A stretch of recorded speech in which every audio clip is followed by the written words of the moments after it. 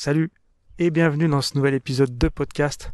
Aujourd'hui, on va encore parler de jardinage, de désherbage même, plus précisément.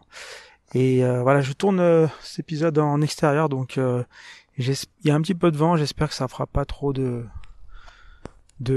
parasitage dans cet enregistrement. Mais je pense que ça devrait le faire. Là, je me suis mis dos au vent, j'ai un petit micro avec une petite bonnette, on est bien. Donc voilà, aujourd'hui, on va donc parler de désherbage. Est-ce qu'on désherbe? Est-ce qu'on désherbe pas le potager? On a déjà fait un petit épisode sur le sujet il y a quelques semaines, peut-être quelques mois. Et j'avais dit que je reviendrais plus en détail sur certaines choses. Et aujourd'hui, c'est ce qu'on va faire.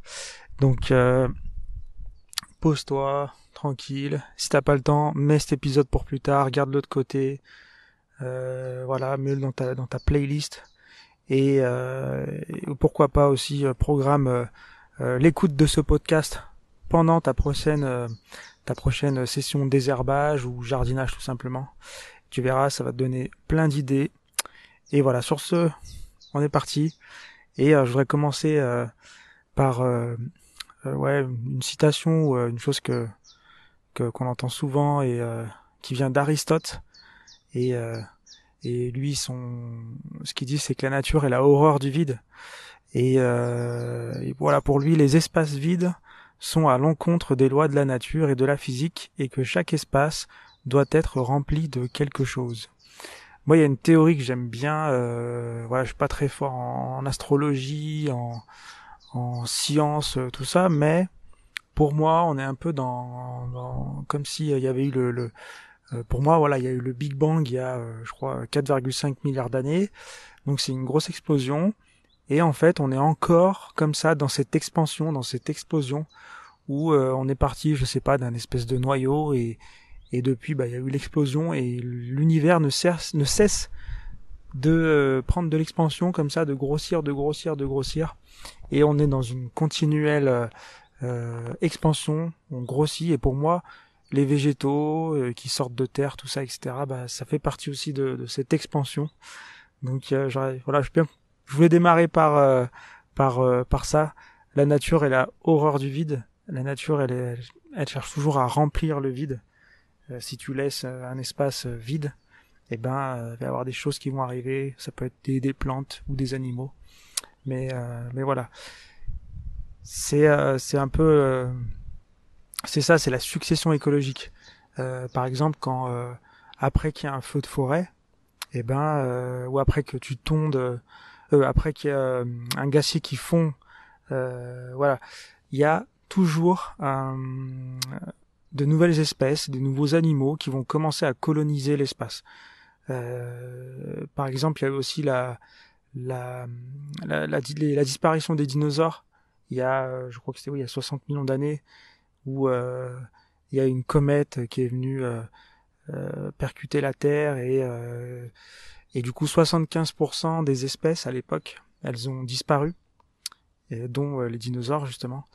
Et depuis, en fait, après cette grande extinction, eh ben, il y a eu beaucoup plus de mammifères. Les mammifères, ils sont beaucoup plus développés. Il y a eu plein de nouvelles espèces qui se sont développées, etc. Jusqu'à l'apparition du premier primate et après de l'homme. Donc voilà. Euh, c'est pas parce que tu vas pas désherber ton terrain, ou justement, c'est pas parce que tu vas bien tondre ton terrain que tu vas créer des nouvelles espèces dans ton jardin.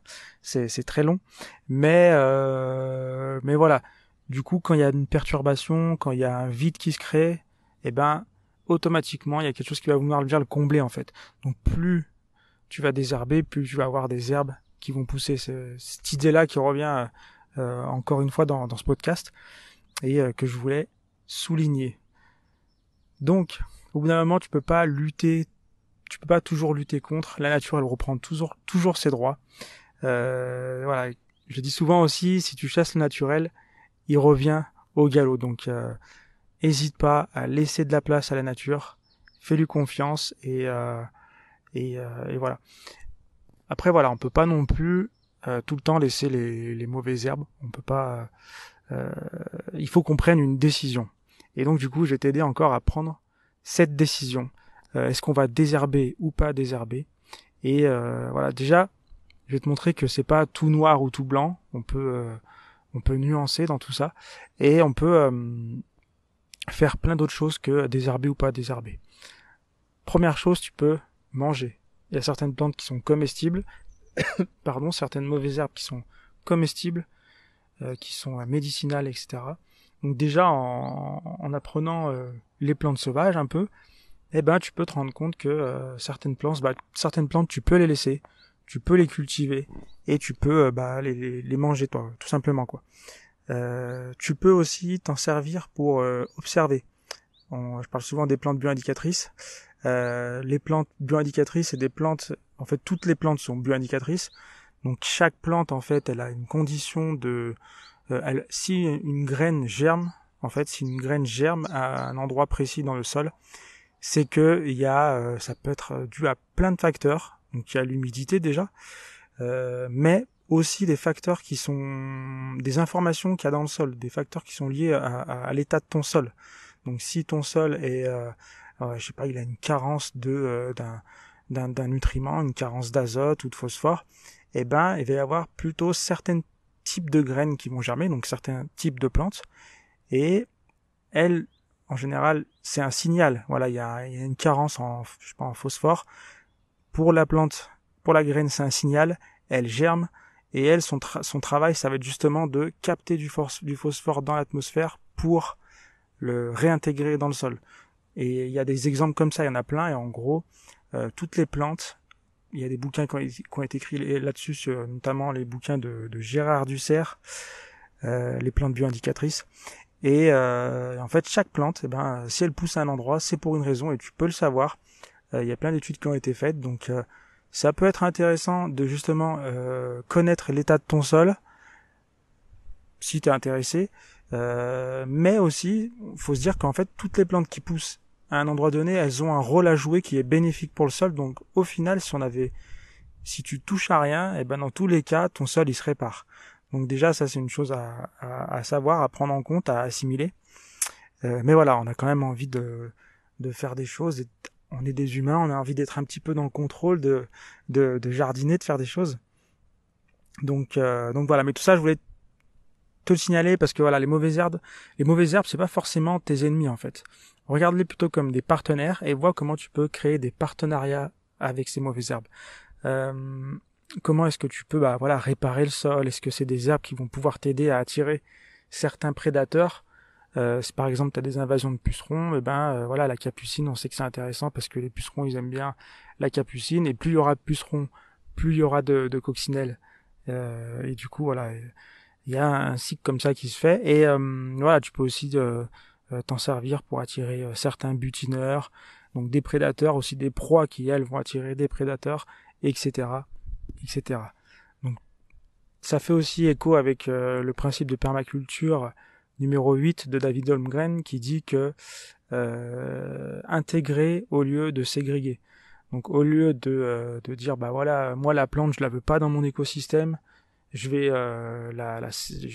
l'enlever quoi. Non, on va essayer de l'intégrer. Comment est-ce que je peux intégrer les mauvaises herbes entre guillemets dans mon écosystème, dans mon potager, dans mon jardin, etc. Donc, dis-toi que les plantes elles sont là pour améliorer le sol.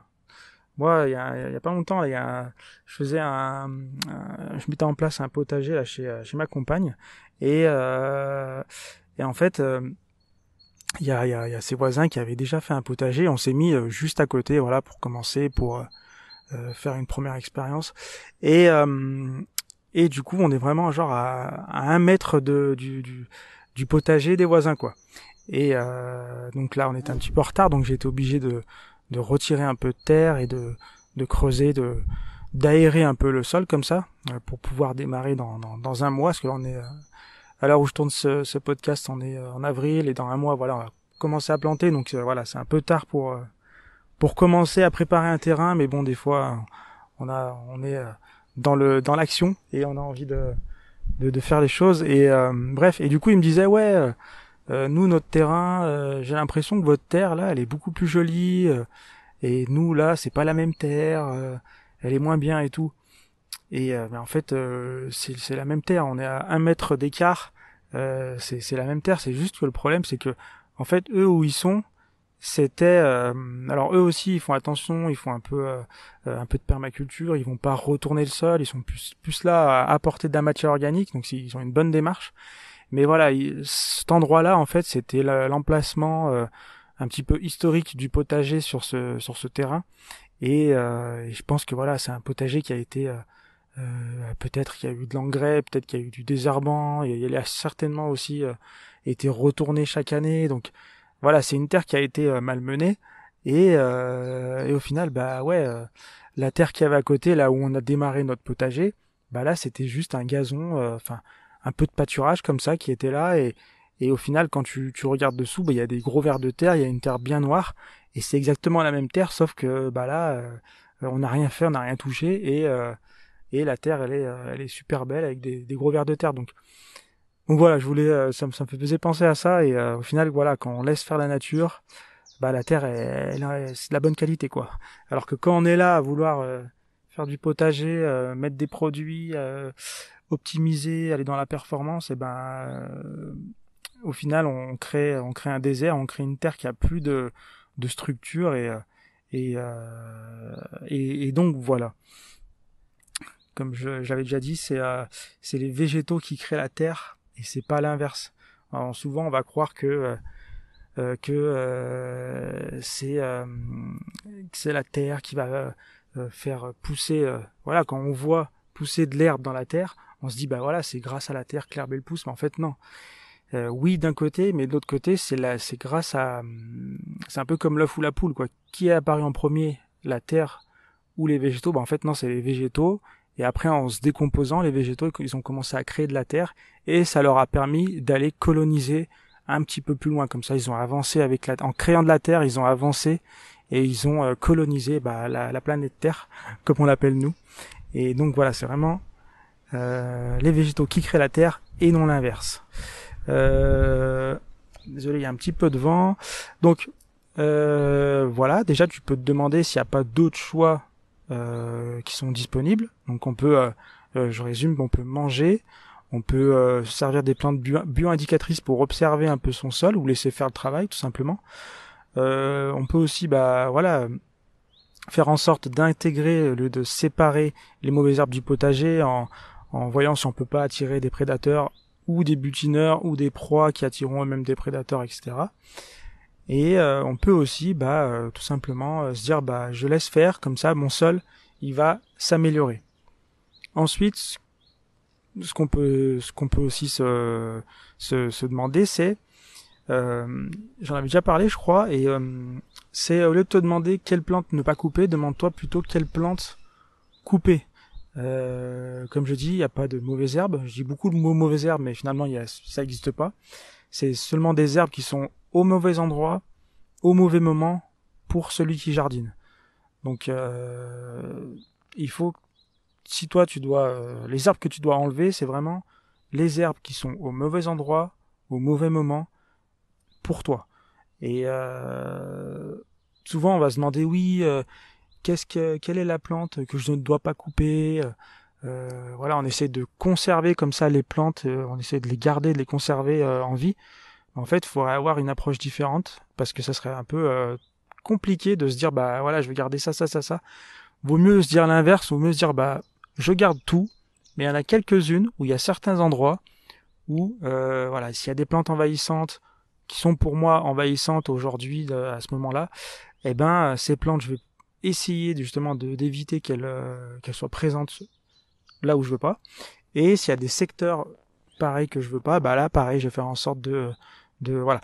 Le but c'est voilà, de te demander quelle plante ne pas couper, demande-toi plutôt quelle plante je vais couper, quelle plante je veux pas, et du coup il y aura beaucoup moins de choix à faire et au moins ça sera spécifique et ça t'aidera à avancer et ça laissera aussi la nature faire son travail le reste du temps. Et oublie pas aussi que des fois vaut mieux, moi ce que je fais c'est que je coupe pas tant que j'ai pas besoin de l'espace en fait. Des fois il y a même une plante que j'ai pas forcément envie d'avoir dans mon potager ou mon jardin.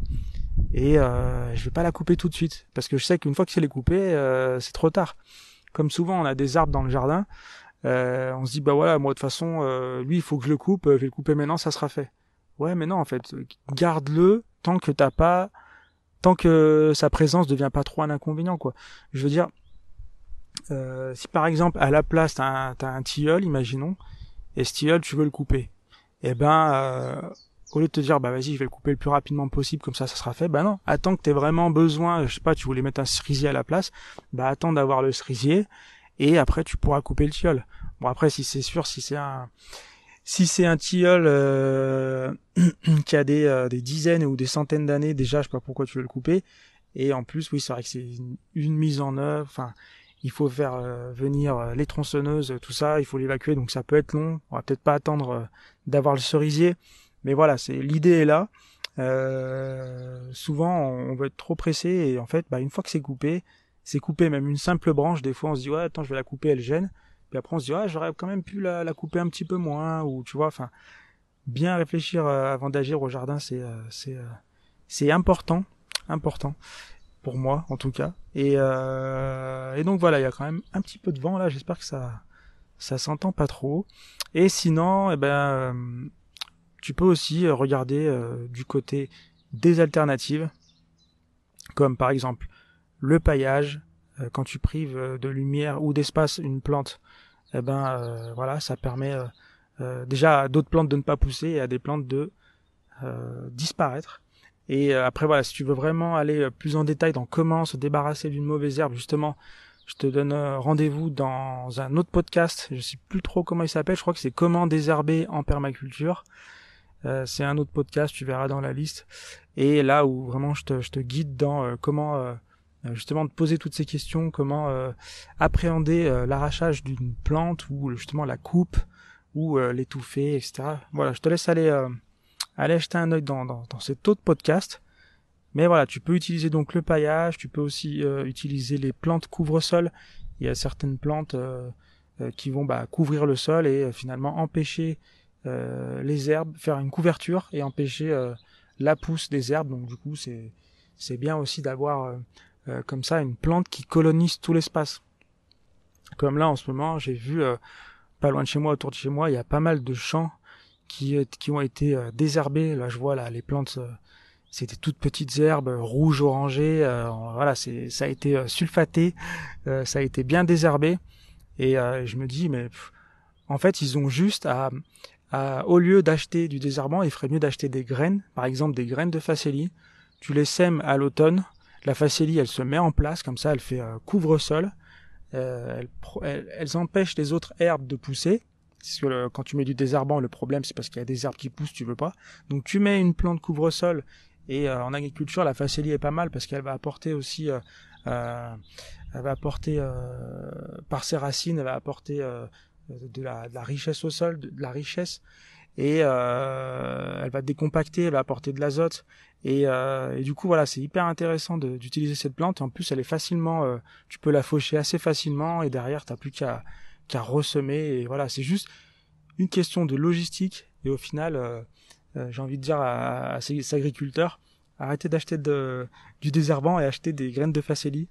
Mais bon bref on va revenir un petit peu au sujet et puis voilà, tu peux utiliser aussi, si tu fais de l'agriculture urbaine, de la permaculture urbaine, si tu cultives en pot de fleurs, il y a une plante qui est pas mal, ça s'appelle l'hernière glabre, ça s'écrit H-E-R-N-I-A-I-R-E, glabre, et c'est une plante qui demande très peu d'eau, qui met un petit peu de temps, mais une fois qu'elle est installée, elle reste, elle est vivace comme on dit, et elle fait comme ça couvre-sol et du coup ça fait un espèce de paillage naturel qui peut être intéressant. Ça marche pas tout le temps mais tu peux essayer. C'est une plante qui est assez intéressante et donc voilà. Sinon je vais conclure en parlant un petit peu justement de monoculture. On parlait des champs comme ça là des agriculteurs et en gros, ce qu'il faut comprendre, c'est que si dans ton terrain, tu fais toujours place propre et que tes tomates elles sont toujours bien plantées en rang, qu'il n'y a pas une mauvaise herbe, en fait, t'étonnes pas si t'attires que des nuisibles de la tomate. En fait, c'est comme si tu mettais comme ça en lumière, comme ça, à la nature, tu vas regardez, il y a plein de tomates, il y a un gisement de pétrole, venez chercher les tomates, venez chercher le pétrole, et en fait, t'as plein de parasites qui viennent comme ça, et qui se disent, bah voilà, ici il y a plein de tomates, on va s'installer, et on va purger, on va prendre, voilà, nous on aime les tomates, on va faire une colonie ici pour euh, utiliser la tomate au maximum, quoi. Et du coup, voilà, c'est ça le problème en fait. C'est quand tu fais de la monoculture, tu mets en lumière comme ça un monosystème, une monoculture qui va naturellement attirer des prédateurs qui lui correspondent. Il y a le prédateur le plus connu pour la tomate, c'est le ver, je sais pas, c'est un espèce de nématode qui va s'attaquer aux racines. Et justement, il y a le fameux le fameux œillet. Mais voilà, l'œillet qui va éloigner le nématode qui va s'attaquer aux racines. Mais voilà, si tu commences à préparer des plans stratégiques où tu vas chercher, bon ok, là je vais planter une tomate, mais à côté je vais mettre un œillet plus une autre plante, plus une autre plante pour protéger mon œillet, plus la plante qui va protéger la plante qui protège l'œillet, tu vas plus t'en sortir. Le truc c'est un jeu d'échecs, ça va être galère totale. Donc moi, au lieu de te dire, au lieu de je te conseille au lieu de passer des heures à élaborer un plan pour créer un écosystème complexe qui attire les prédateurs, des prédateurs et des prédateurs, augmente la diversité au sein de ton écosystème et tu verras que tout va se réguler de soi-même, toute la faune elle va se réguler d'elle-même et il va y avoir une sorte d'équilibre, un petit peu comme quand il y avait les dinosaures, tout ça. Juste avant que voilà, l'astéroïde vienne s'écraser sur la Terre, il y avait une sorte d'équilibre comme ça sur Terre. Il y avait tout se passait bien. Après voilà, la comète elle est arrivée et elle a fait disparaître 75% des espèces. Et juste derrière, il y a eu prolifération des mammifères et est arrivé le grand prédateur, l'homme. Alors je dis pas que c'est bien ou pas bien, ça c'est chacun son jugement. Moi, je suis content d'être un humain. Et voilà. Mais en tout cas, je me suis un petit peu perdu. Dis-toi que tu feras les ajustements nécessaires dans le temps. Avec l'expérience, tu vas voir ce qui marche. Ce qui marche pas, c'est beaucoup mieux parce que des fois, l'œillet d'Inde, ça marchera pas. Voilà, la nature, c'est long. Chaque année, pour avoir un retour d'expérience, t'en as très peu chaque année. Donc, au lieu de chercher des choses, chercher de créer, d'utiliser des techniques ou des méthodes qui marchent dans d'autres jardins et essayer de les intégrer dans ton jardin, fais plutôt de la permaculture, et une approche plutôt permaculturelle où justement on cherche pas à forcer la nature à nos besoins, nos envies, voilà, on dit nous on veut faire comme ça, moi je veux un gazon, je veux la piscine, je veux le palmier, ça sera comme ça et pas autrement. Et voilà, on essaye de faire en sorte que tout le monde soit d'accord, la nature, moi je veux ça, la nature c'est ça, le terrain il est comme ça, le contexte il est comme ça, le climat il est comme ça, la pluviométrie elle est comme ça, et voilà, comment est-ce que je peux jongler avec tous ces paramètres pour créer un écosystème qui soit toujours comestible, parce que si tu cherches l'autonomie alimentaire, voilà, un terrain qui soit quand même comestible, mais aussi autosuffisant, où il n'y a pas besoin d'amener plein de ressources à l'intérieur, où les ressources se produisent à l'intérieur et se consomment à l'intérieur au maximum. On cherche l'autosuffisance, donc nos alliés, c'est les végétaux, c'est les herbes, c'est nos meilleurs alliés, ça produit de la nourriture, ça produit des fibres, ça permet de faire même des piquets pour tes tomates. Enfin voilà, les plantes, il y a tout dans les plantes, donc je t'invite à un petit peu plus les laisser faire, et tu verras, tu feras les ajustements nécessaires dans le temps, avec l'expérience. Bref, sur ce, on arrive à la fin de cet épisode, j'ai un petit peu la voix enrouée, donc n'hésite pas à laisser un petit pouce, à laisser un petit un petit soutien pour soutenir le podcast. N'oublie pas aussi de t'abonner pour recevoir les prochains épisodes. et à partager si tu penses que cet épisode peut aider quelqu'un. Si tu es dans un jardin partagé qu'il y en a qui n'arrêtent pas de désherber, file-leur cet épisode, dis-leur tiens, au lieu de désherber, mets tes écouteurs et écoute ça. Tu verras, c'est assez intéressant. Et puis voilà, puis oublie pas aussi que tu peux t'inscrire à l'agenda nature et jardin au potager. C'est un mail que je t'envoie chaque mois avec deux activités pour faire du jardinage au potager et une activité pour te reconnecter à la terre de manière générale, te reconnecter à la faune, à la flore. Voilà, c'est des petits défis, des petites activités. Et aussi, dans chaque mail, je te dis qu'est-ce que je sème et qu'est-ce que je fais au jardin, moi, ce mois-ci. Donc voilà, si tu veux un petit guide comme ça, tous les mois dans ta boîte mail pour t'aider à jardiner au potager, n'hésite pas à t'inscrire. Sur ce, je te souhaite une bonne fin de journée, une bonne journée, tout dépend à l'heure à laquelle tu écoutes ça. Et on se dit à bientôt dans le prochain épisode.